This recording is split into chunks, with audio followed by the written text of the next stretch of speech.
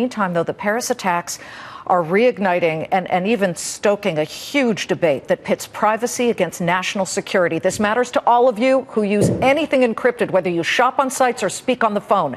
New reports showing ISIS terrorists are hiding their communication with at least one app. It's German-based, and it's called Telegram. And another startup called Cloudflare is under fire for allegedly protecting dozens of ISIS-affiliated sites from attempts by the hacking group Anonymous to take them down. Steve Harrod helped build the underlying technology for the cloud software company VMware and is the former chief technology officer. And here in a Fox Business exclusive, Jason Healey. He spent nearly 15 years working on issues of cybersecurity in both the private and public sector, and he's advised President Bush as the White House Director of Cyber Infrastructure, directed Goldman Sachs' team as well. I'll begin with you, sir, and you're a professor at Columbia right now. Talk to us about this issue of encryption. They've been using these sites, and encryption's a beautiful thing until it isn't, until the terrorists use it as a tool.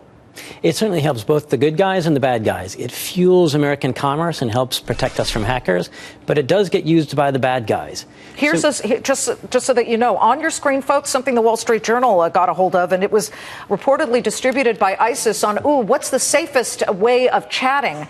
And on the far left are the safest ways, and this way they wouldn't get caught. Go ahead. But I think this is great because it shows that the terrorists have tens, if not dozens, of options. So a lot of what the U.S. government wants, the justice and intelligence officials, whom I used to work at NSA, so I certainly feel their pain of feeling that the terrorists can hide their communications. But the problem might actually be more the proliferation of these communications technologies rather than any single one. Well, Jason, Steve, rather, you cannot stop evolution, especially technological evolution. So what is the answer here? You've built clouds. You've built all kinds of operations where I would imagine you have some type of backdoor password, which is reminiscent of that 1980s movie with Matthew Broderick of War Games, where they talked about a backward password where you can actually go in the back door and shut it down or try and figure out who's using it nefariously. Is that the answer?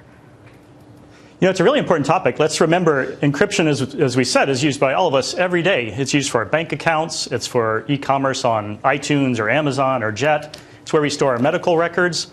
And the issue here is that these backdoors are often used with very unintended consequences. If you want to open up a backdoor, I think it's more often than not that the bad guys actually are getting in.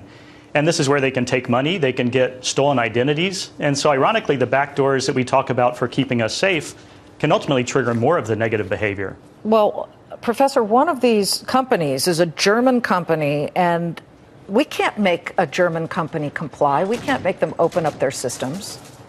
That's right, and that's what makes it so difficult with the proposals that justice and intelligence folks want. It's very difficult to do this in a way that the terrorists just won't go to new technologies that are developing. Well, so, Steve, do we leave it up to Anonymous, the hacking group that's now attacking ISIS? And we cheer them on, but they've caused havoc themselves. They've apparently claimed that they're shutting down 5,000 Twitter sites that ISIS has been using. And we're sitting there saying, yay, we leave it up to them. Aren't we smart enough here and in Silicon Valley where you've built your companies? Absolutely. I'm very optimistic. I think right now I see new technologies and new entrepreneurs every single day. And security has become a really heavy focus here in Silicon Valley because it's an important issue for all of us. It's very hard technical problems, which a lot of people around here really flock to. And it's actually very good business, too, as companies need this just as much as we do as individuals. So I see just incredible innovation happening around this, and I don't think we need to rely on splinter groups to do things. I think really we can take technology and do a partnership with government, but really apply it in a way that doesn't hurt us individually and doesn't hurt all the commerce that we're doing online as well. It's a pleasure to have both of you. I like that. We don't need to rely on splinter groups. Thank you. I mean, the ingenuity is here in the U.S. with people like you and with people like Jason. Thank you very much.